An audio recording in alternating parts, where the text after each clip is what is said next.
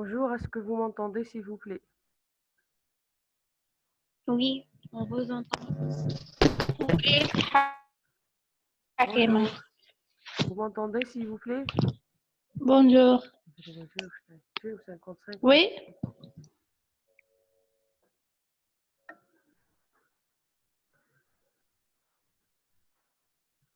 Bonjour, on commence? oui, oui الحكيمة. Vous m'entendez, s'il vous plaît? Vous m'entendez? Bonjour, vous m'entendez, s'il vous plaît? Oui, on vous Bonjour, entend, vous Hakim. m'entendez, s'il vous plaît? Oui, Oui. D'accord, on va commencer le premier oui, cours.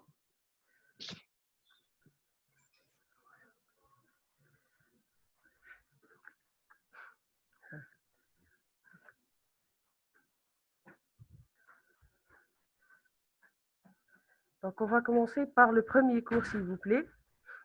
Si vous m'entendez pas, vous me dites, hein. Donc, on va commencer par un cours qui est simple et qui sont les céphalées, que vous avez déjà vu en 3e année. Donc, on va essayer de faire les différents diagnostics différentiels et étiologiques des céphalées. Donc, lorsqu'on parle de céphalée, ça veut dire toutes les douleurs qui touchent la boîte crânienne.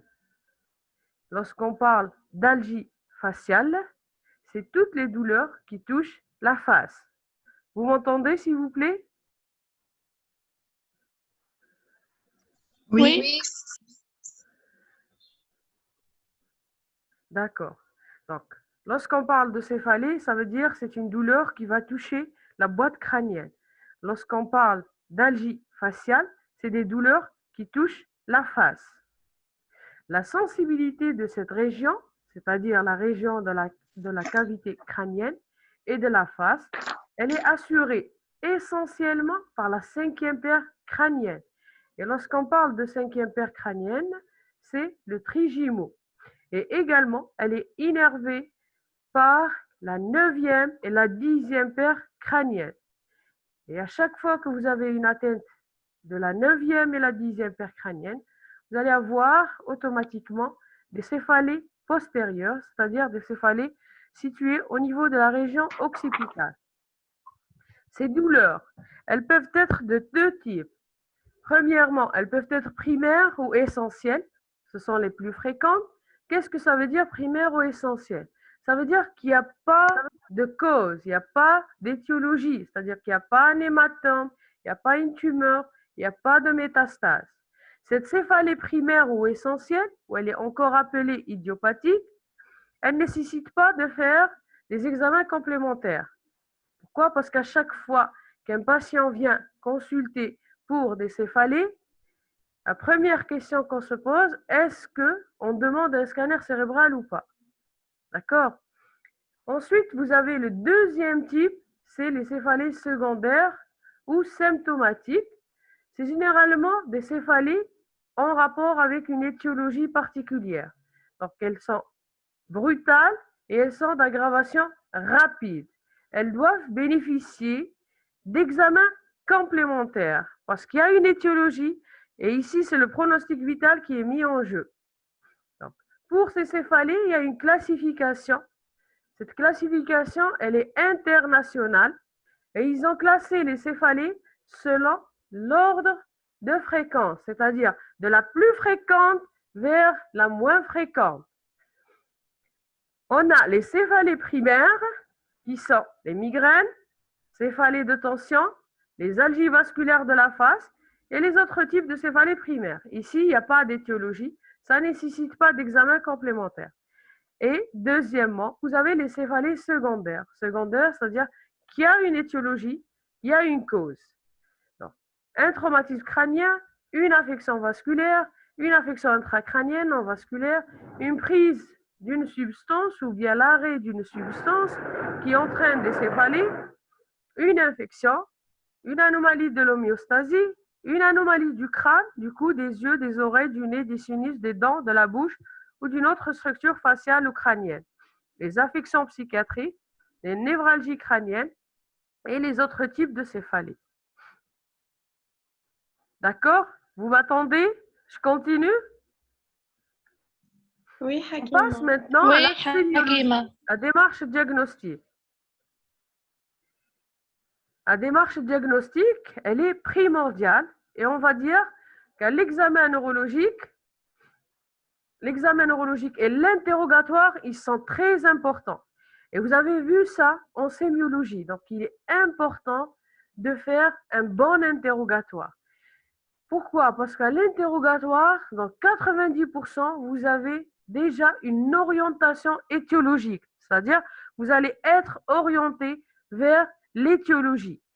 Par exemple, si j'ai un patient qui présente une céphalée et il y a quelques minutes, il a fait un traumatisme crânien, là, fort probable qu'il s'agit d'une céphalée post-traumatique. D'accord? Donc, on va passer à l'interrogatoire. Vous allez préciser le mode de début. Est-ce que c'est une céphalée qui est brutale? Est-ce qu'elle est aiguë, survenant par à-coup? Ou bien elle est progressive. Donc, lorsqu'elle est brutale, elle est récente, ici, généralement, il y a une étiologie. Mais lorsqu'elle est progressive, le plus souvent secondaire, et elle peut être également chronique paroxystique, c'est-à-dire que c'est une céphalée chronique avec des paroxysmes, mais elle évolue depuis plusieurs années. Donc, le patient n'a rien, ensuite il a une crise de cette céphalée, ensuite il n'a rien, ensuite vous avez le paroxysme. Et vous avez des céphalées chroniques continues, c'est-à-dire que c'est des maux de tête ou des maux de la face qui ne s'arrêtent jamais. D'accord? Ici, c'est le mode de début et le profil évolutif. Ensuite, on passe au siège. Vous devez localiser votre céphalée. Est-ce que c'est l'hémicrâne? Est-ce qu'elle est hémifaciale? Est-ce qu'elle est diffuse? Est-ce qu'elle est unilatérale et elle est bilatérale? Ensuite, vous précisez le type. Donc, est-ce qu'elle est pulsative? Le patient, j'ai l'impression que c'est un pouls, quelque chose qui bat. Est-ce qu'elle est bilatérale? Est-ce qu'elle est à bascule? La bascule, c'est-à-dire une fois elle est à droite, la prochaine fois elle est à gauche. Est-ce que l'intensité, est-ce que c'est une forte intensité ou une moyenne? Pour l'intensité, c'est un signe subjectif. C'est-à-dire que si c'est un patient qui se plaint beaucoup, il va vous dire, même s'il a une simple petite douleur, il va vous dire j'ai une douleur atroce. D'accord? Et parfois, c'est des malades courageux qui supportent la douleur est atroce, mais ils supportent la douleur. Vous avez également les prodromes, donc les troubles de l'humeur, l'irritabilité, le malaise. On cherche également les facteurs déclenchants et aggravants, le froid, l'effort, le manque de sommeil, de consommation de certains aliments, de prise d'alcool ou certains médicaments. Vous avez les symptômes qui sont associés, donc il est important de rechercher ces symptômes, à savoir surtout les troubles digestifs, les nausées et les vomissements. Parce qu'à chaque fois qu'on parle de céphalée, on a en arrière-plan le syndrome d'hypertension intracrânienne. On cherche également les facteurs améliorants et le traitement efficace, c'est-à-dire est-ce que le patient, lorsqu'il prend un antalgique, il est soulagé, ou là, est-ce qu'il prend un anti-inflammatoire, il est soulagé ou pas. Vous avez également les antécédents personnels et familiaux, par exemple la migraine. On a souvent un antécédent familial associé. Vous m'entendez? Je continue. Ensuite, l'examen clinique.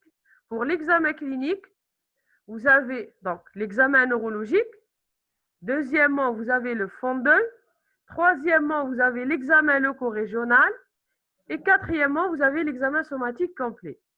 Donc, pour l'examen neurologique, vous allez rechercher des signes de focalisation, des signes de localisation. C'est-à-dire, les signes de focalisation, est-ce que c'est une céphalée associée à une hémiplégie? Ou bien c'est une céphalée associée à un syndrome cérébelleux? Ou bien c'est une céphalée associée à une baisse de l'acuité visuelle, à une atteinte de la deuxième paire crânienne. Et vous allez également rechercher les signes du syndrome d'HIC et le syndrome méningé. Pourquoi le syndrome d'HIC? Parce qu'on cherche une tumeur cérébrale. Et pourquoi le syndrome méningé? Parce que vous recherchez une méningite. Une fois que vous avez terminé l'examen neurologique, il est primordial, on va dire, il est impératif de faire un fond d'œil. Qu'est-ce qu'on recherche? On recherche l'œdème papillaire. Parce que je vous ai dit, donc l'œdème papillaire ici, il est HIC. Je vous ai dit qu'à chaque fois on a une céphalée, on a toujours peur de la tumeur intracérébrale. Et c'est pour cela qu'on doit rechercher à l'examen neurologique les signes de... Vous m'entendez?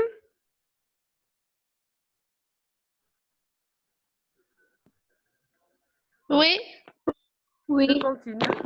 Vous avez donc, à chaque fois que vous avez une céphalée, vous recherchez les signes d'HIC qui sont les nausées, les vomissements, les troubles digestifs, la localisation de la céphalée et vous faites le fond d'œil, la recherche d'un œdème papillaire.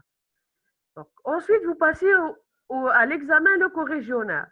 Pourquoi? Parce que tout simplement, lorsqu'on a vu la classification internationale des céphalées, on a dans les causes secondaires toutes les atteintes loco-régionales, à savoir ophtalmiques, ORL, dentaires. C'est pour cela qu'on doit faire un examen loco-régional minutieux à la recherche d'une sinusite, d'une otite. On doit également rechercher une zone douloureuse.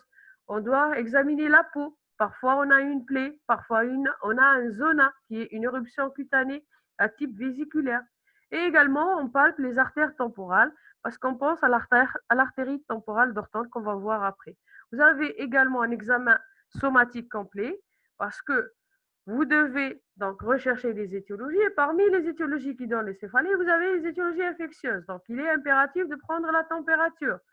Vous avez également donc l'examen ORL et vous avez la tension artérielle. Donc, la tension artérielle, une hypertension peut donner des céphalées, une hypotension peut donner des céphalées. Donc, avant de penser à une étiologie autre, il faudra prendre la tension artérielle de votre patient.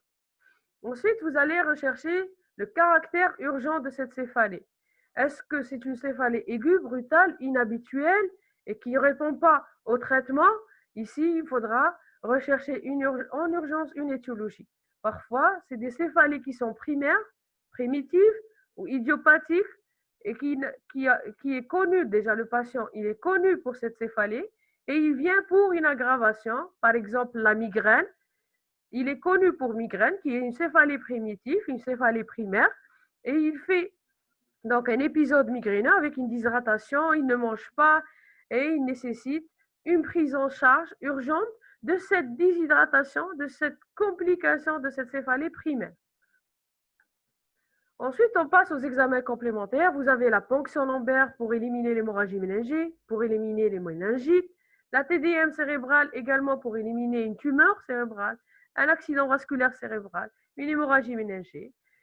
Également comme exploration radiologique, l'IRM cérébral, on la préfère à la TDM cérébrale parce qu'elle peut identifier les tumeurs de la fosse cérébrale postérieure et du tronc, c'est-à-dire le cervelet et le tronc cérébral, le bulbe, protubérance et pédoncule. Et également, on peut identifier des lésions infracliniques, c'est-à-dire des toutes petites lésions qui étaient invisibles au scanner. Vous avez également l'angio-IRM cérébral, les séquences angiographiques.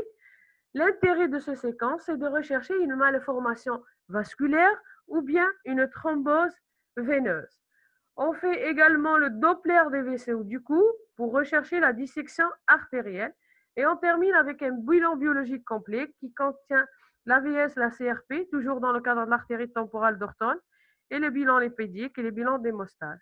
On va commencer par le diagnostic maintenant étiologique par les céphalées primaires. Et on va vous donner les critères diagnostiques des céphalées primaires, à savoir la migraine et l'algie vasculaire de la face et les céphalées de tension. Vous les avez, la classification internationale, la première partie, céphalée primaire, donc migraine, algie vasculaire de la face et céphalée de tension.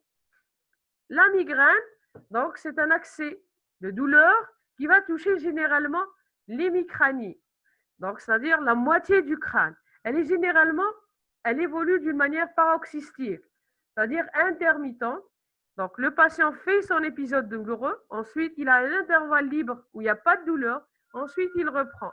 Cet intervalle dépend d'une personne à une autre. Je peux faire une migraine chaque semaine, un autre malade, il fait une migraine chaque 3 mois ou chaque 4 mois. Donc, ce paroxysme varie d'un patient à un autre. Donc, c'est la céphalée la plus fréquente, parce que c'est pour cela qu'elle a été classée en premier. Vous avez la migraine sans aura et la migraine avec aura. La migraine sans aura, vous avez uniquement les caractéristiques de la céphalée et vous n'avez pas autre signe neurologique. Par contre, la migraine avec aura, vous avez la céphalée associée à des signes neurologiques qui ne durent pas dans le temps et qui sont paroxystiques. On va commencer avec la migraine sans aura. La migraine sans aura, c'est généralement une céphalée qui s'installe d'une manière progressive, avec un maximum de 2 à 4 heures. La migraine, généralement, elle disparaît avec le sommeil. Donc, s'il y a une céphalée qui ne disparaît pas avec le sommeil, ce n'est pas une migraine. Donc, elle est généralement unilatérale à bascule. Ça veut dire, une fois j'ai l'hémicrâne droit qui me fait mal, la prochaine fois, j'aurai l'hémicrâne gauche qui va me faire mal. Donc, c'est une céphalée à bascule. Elle peut être cependant diffuse, c'est-à-dire touchant tout le crâne, ou bien commencer d'un côté et touchant ensuite tout le crâne. Elle se situe le plus souvent dans la région frontotemporale. Elle a un caractère pulsatif. L'intensité des crises, elle est variable. Je vous ai dit, elle est variable d'une personne à un autre. Et l'examen neurologique est strictement normal. L'examen neurologique est strictement normal.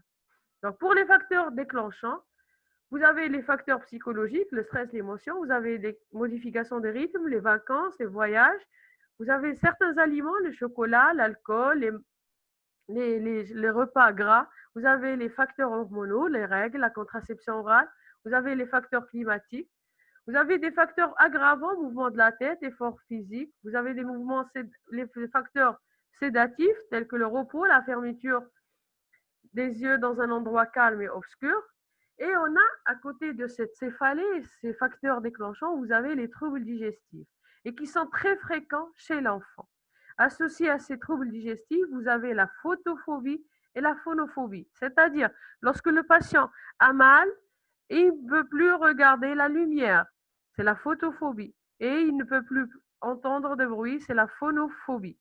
Parfois, on peut avoir des troubles vasomoteurs qui sont associés à cette céphalée et qui sont la pâleur du visage, l'hypotension et l'impression d'instabilité. D'accord? Donc, je répète pour la migraine sans aura. Donc, c'est une céphalée généralement unilatérale hémicrânienne qui se dure dans 4 à 72 heures.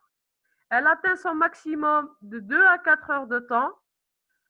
Donc, la durée ne dépasse jamais les 3 jours, 72 heures, la durée de cette migraine.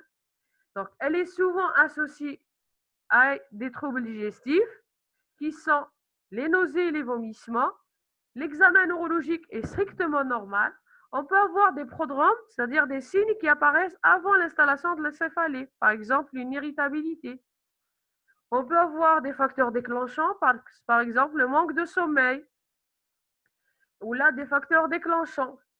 Et on peut avoir également des troubles vasomoteurs, une pâleur du visage, une hypotension orthostatique. Pour la migraine avec aura, c'est une céphalée qui est associée à des manifestations neurologiques. Donc l'aura, c'est tout simplement des signes neurologiques qui témoignent d'un dysfonctionnement neurologique. Mais cette aura-là ne va pas durer dans le temps. L'aura, elle va s'installer d'une manière progressive. Ces signes neurologiques vont s'installer d'une manière neurologique au-delà de 4 minutes, mais qui ne vont pas dépasser les 60 minutes. C'est-à-dire qu'ils vont régresser moins d'une heure de temps. Ensuite, vous allez avoir un intervalle libre de 60 minutes également et vous allez avoir la céphalée avec tous ses caractères. D'accord, je répète, la migraine avec aura, c'est une migraine qui est associée à des signes neurologiques. Ces signes neurologiques s'installent progressivement au-delà de 4 minutes, mais qui ne dépassent jamais 60 minutes. Ensuite, vous avez un intervalle libre, c'est-à-dire vous n'avez rien. Il y a la disparition des signes neurologiques. Ensuite, le patient ne présente rien. Ensuite, là, l'installation de la migraine avec tous ses caractères. Pour cette aura, pour ces manifestations neurologiques, ils sont de plusieurs types. Ça peut être visuel, c'est les plus fréquents. Ça peut être sensitif, ça peut être sensoriel et ça peut être motrice. Par exemple, pour l'aura visuelle, on peut faire des phosphètes qui vont durer dans le temps, mais sans dépasser une heure de temps. Ensuite, il y a une disparition de ces phosphènes, vous avez un intervalle libre et l'installation de la migraine. Ça va, vous suivez? Je continue. Pour les complications de la migraine, on peut faire un état de mal migraineux. Donc, c'est une crise de migraine qui dépasse les 3 jours, 72 heures. Et également, mais rarement, on peut faire un AVC ischémique suite à un infarctus migraineux. Mais c'est très rare. Hein. Donc, lorsqu'il y a une vasoconstriction très importante au cours de la migraine, donc on passe donc, à un accident vasculaire ischémique. Mais c'est rare. Hein. On passe maintenant au traitement. Vous avez le traitement de la crise et le traitement de fond. Pourquoi? Parce que c'est une maladie qui est chronique, qui va évoluer d'une manière paroxystique. Donc, le patient va faire plusieurs crises. C'est pour cela que vous devez traiter la crise et ensuite, vous devez faire un traitement de fond pour espacer ces crises-là. D'accord? Donc, vous avez les traitements non spécifiques de la crise. C'est généralement les antalgiques et les anti-inflammatoires. Mais la migraine, il faudra savoir qu'elle répond mieux aux anti-inflammatoires, essentiellement l'ibuprofène. D'accord? Parce qu'il y a une inflammation du système trigémino-vasculaire au moment de la migraine. Et c'est pour cela qu'on répond mieux aux anti-inflammatoires qu'aux antalgiques. Vous avez pour le traitement de la crise des traitements spécifiques qui sont les dérivés de l'ergotsegl et qui sont les tartrates d'ergotamine. On peut les donner par voie orale ou par voie rectale. Vous avez, exemple, le gynergène caféiné. Vous avez également le dihydroergotamine, mais à condition, au moment de la crise, de le donner en spray nasal ou bien en injection sous-cutanée. D'accord? Parce que pour la forme orale ou la forme comprimée, c'est un traitement de fond.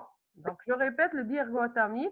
Donc, vous le donnez soit en spray nasal pour le traitement de la crise migraineuse, soit en injectable en sous-cutané. La voie orale et la voie comprimée est destinée au traitement de fond de la migraine. Vous avez également les dernières molécules qui soulagent la crise migraineuse, c'est les triptans. Vous avez l'imigrane, vous avez le sumatriptan en injectable et vous avez le naratriptan. Donc, c'est des dernières molécules. Donc, on commence par les anti-inflammatoires. Ensuite, on donne, si ça n'est pas le patient n'est pas soulagé, on essaye donc les molécules spécifiques, le dihydroergotamine ou bien le gynergène. Si le patient ne répond pas, on passe au triptan. Les triptans, on les laisse en dernière position. Les triptans sont contre-indiqués dans la migraine avec aura. Ensuite, on passe au traitement de fond. Vous avez le traitement de fond, donc les antidépresseurs, des antiépileptiques, la DHE, les bêta-bloquants et bien sûr les hygiènes de vie. Donc, ce traitement de fond, il a pour but de diminuer la fréquence des crises. Par exemple, un patient, il fait une crise chaque semaine. Je le mets sous traitement DHE par voie orale, le dihydroergotamine, et pour diminuer la fréquence des crises, ensuite, je contrôle la fréquence des crises. Vous avez le traitement de l'état de mal migraineux, donc c'est l'hospitalisation, l'arrêt de toute médication, la réhydratation, le prempéran en injectable et on donne du laroxyl en ampoule. Donc pour les maux de tête qui sont dus au manque de cigarettes ou de café, c'est lesquels s'il vous plaît? Donc c'est des céphalées qui sont secondaires et qui sont classées, donc la classification, les céphalées induites par une céphalée ou par le retrait d'une substance. Ce n'est pas une céphalée primaire. Ensuite, on passe aux céphalées de tension, ou encore appelées les céphalées. La physiopathe, c'est une inflammation du système trigémino-vasculaire. Donc, c'est une inflammation par libération de molécules, donc qui va entraîner cette inflammation du système trigémino-vasculaire et qui touche donc le tronc cérébral. C'est pour cela qu'on a essentiellement des troubles digestifs associés à la céphalée. Donc, on continue avec les céphalées de tension. Les céphalées de tension, c'est les céphalées de nature psychologique. Le patient, il est anxieux, il est stressé. Et qu'est-ce qu'on aura? On aura une douleur, par conséquent, qui sera généralement en fin de matinée. Et on aura, concomitant à cette douleur, vous avez donc, concomitant à cette douleur, vous avez donc une tension, une contraction musculaire qui va toucher donc, le crâne et qui va être responsable de cette céphalée de tension. D'accord? Généralement, il n'y a pas de troubles digestifs, mais on peut les avoir. Elle est généralement en casque, elle peut être bilatérale ou unilatérale, mais souvent, la topographie la plus fréquente, c'est la région occipitale. Elle peut évoluer d'une manière hypoisodique ou être d'une manière permanente. Donc, pour le traitement, c'est essentiellement donc, un traitement anxiolytique. D'accord? Et bien sûr, une prise en charge psychologique. Ensuite, on passe à l'algie vasculaire de la face, ou bien encore appelé le cluster headache. La céphalée, donc l'algie vasculaire de la face, vous avez, donc c'est une céphalée qui est caractérisée essentiellement par une douleur siégeant au niveau de la région orbitaire. C'est une douleur qui est atroce. Donc le malade vous dit, j'ai une impression qu'on va m'arracher l'œil, ou bien j'ai une impression d'une brûlure. C'est une douleur atroce qui dure 15 à 180 minutes. Ensuite, elle disparaît. Vous allez avoir donc, un larmoiement, une injection conjonctivale, c'est-à-dire une rougeur de la conjonctive. Vous allez avoir un ptosis, vous allez avoir un myosis, une congestion nasale. Et cette céphalée-là, elle est toujours unilatérale. Donc, elle peut évoluer d'une manière chronique, c'est-à-dire prise quotidienne pendant plusieurs années. Comme elle peut avoir une périodicité circannuelle, c'est-à-dire il fait 1 à 2 crises par an. D'accord? Mais la particularité, c'est que le patient peut faire dans la journée 1 à 8 crises par jour. Et c'est une douleur qui est insupportable. Imaginez-vous s'il fait une crise de 180 minutes et qu'il va faire, il va faire 8 crises par jour. Donc, ce sera une douleur permanente de 24 heures. Cette douleur est tellement atroce qu'on a souvent des suicides associés. Un taux de suicide qui est très important, parce que ça reste une céphalée primaire. Pour le traitement, c'est essentiellement donc, le sumatriptan, ou bien on peut faire une sonde à oxygène, l'oxygénothérapie. Pour le traitement de fond, on donne le verapamil, qui est un inhibiteur calcique. On peut donner également la corticothérapie et on donne également le lithium. Ensuite, vous avez donc la névralgie essentielle du trijumeau. Lorsque je vous dis névralgie essentielle du trijumeau, vous avez deux termes qui sont importants. Névralgie, ça veut dire une douleur qui va intéresser une branche nerveuse, un nerf crânien. Le trijumeau, c'est la 5e paire crânienne. Donc, elle peut être donc unilatérale, intéressant une branche du 5, soit maxillaire supérieur, maxillaire inférieur ou bien l'ophtalmique. Elle peut intéresser 1 ou 2 branches, mais jamais les 3 branches à la fois. Jamais les 3 branches à la fois. L'intensité, elle est sévère, donc elle est à type de décharge électrique. Donc, on peut avoir une zone gâchette, c'est-à-dire une zone au niveau de la peau, au niveau de la face. À chaque fois que vous la touchez, vous avez cette décharge électrique intéressant le territoire du sein. L'évolution, elle évolue par accès. Le malade fait plusieurs crises par jour. Et il n'y a pas de déficit neurologique. L'examen neurologique est strictement normal. Et le diagnostic différentiel se fait essentiellement avec une névralgie du sein qui est secondaire à une sclérose en plaques ou là une tumeur du tronc cérébral. Donc, pour les autres types de céphalée primaire, vous avez la névralgie occipitale, vous avez la névralgie glossopharyngienne et vous avez la névralgie laryngée, la névralgie du ganglion géniculaire. On passe maintenant, s'il vous plaît, donc, vous m'entendez, on passe aux céphalées secondaires. Donc, on va commencer par l'hémorragie sous-arachnoïdienne. L'hémorragie sous-arachnoïdienne, lorsque je vous dis hémorragie sous-arachnoïdienne, ça veut dire qu'il y a une hémorragie, il y a un saignement sous-arachnoïdien au niveau des espaces sous-arachnoïdiens ou bien encore appelés les espaces méningés. D'accord? Donc, l'hémorragie sous-arachnoïdienne, elle est fréquente chez les sujets jeunes. L'étiologie la plus fréquente, c'est la rupture d'anévrisme. L'anévrisme, c'est une malformation artérielle qui se rompt. Dans 50% des cas, suite à un effort, elle se rompt et elle donne un saignement au niveau des espaces sous-arachnoïdiens. La particularité de cette hémorragie sous-arachnoïdienne, c'est les douleurs intenses, les douleurs insupportables et qui sont d'installation brutale. Donc, à chaque fois que vous avez un saignement au niveau des espaces sous-arachnoïdiens, vous avez une douleur terrible. Puisque c'est une hémorragie sous-arachnoïdienne ou bien une hémorragie méningée, on a un syndrome méningé qui est généralement associé. Et tout dépendra de l'importance de cette hémorragie. Vous allez avoir des troubles de la conscience, un examen neurologique déficitaire, des troubles d'agitation, et on peut avoir un œdème papillaire, des signes d'HIC au fond d'eux. La TDM cérébrale, elle peut être normale. Il faudra faire attention. Donc, à chaque fois que vous avez une forte suspicion d'une hémorragie méningée, le scanner ne suffit pas. Il peut être normal. Dans quel cas? Lorsque l'hémorragie sous-arachnoïdienne elle est de faible abondance.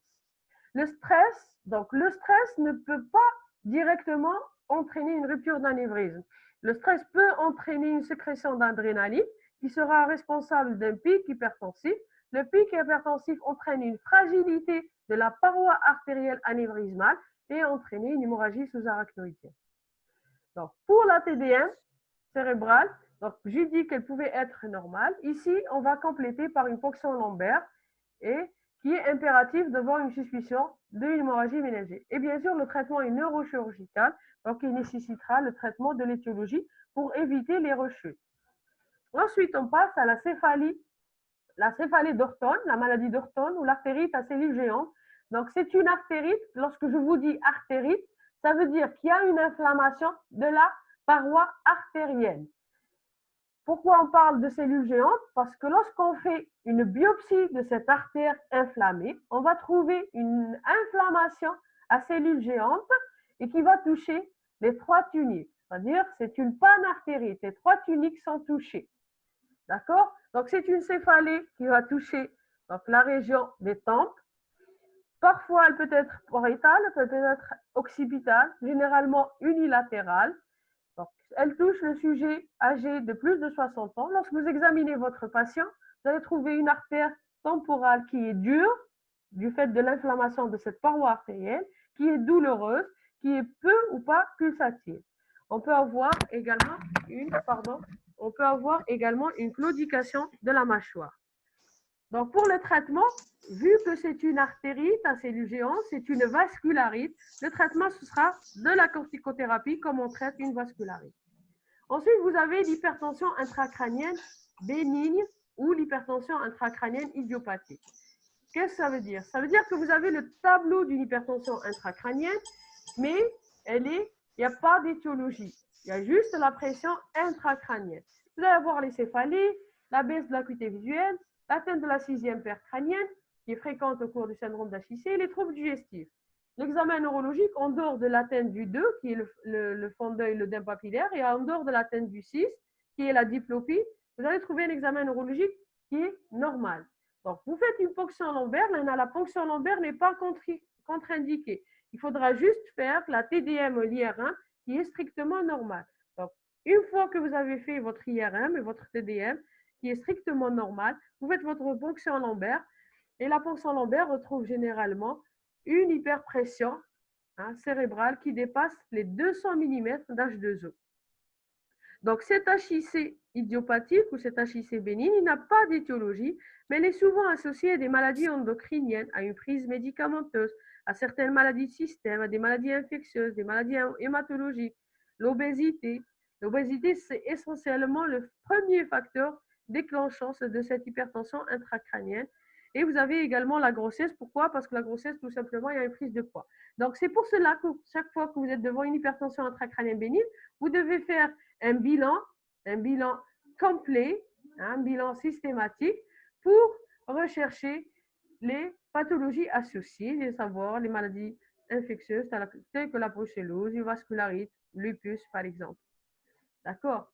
Ensuite, vous avez les autres céphalées symptomatiques, donc ça peut être post-traumatique, ça peut être vasculaire, ça peut être des anomalies de la circulation du LCR, ça peut être toxique et ça peut être ORL ou ophtalmologique ou bien dentaire.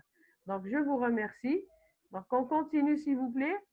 Donc, on fait une pause de 2-3 minutes et on continue avec le deuxième cours.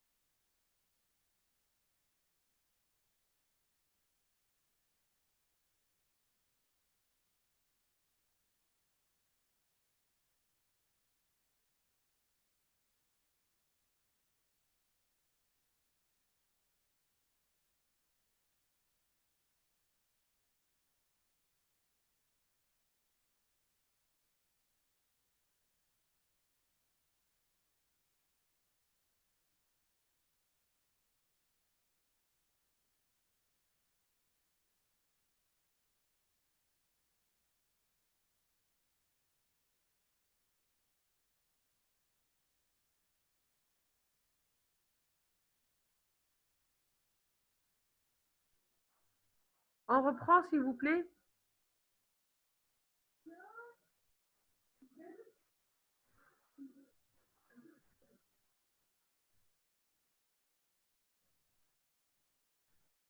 Une minute, s'il vous plaît. D'accord. Vous m'entendez?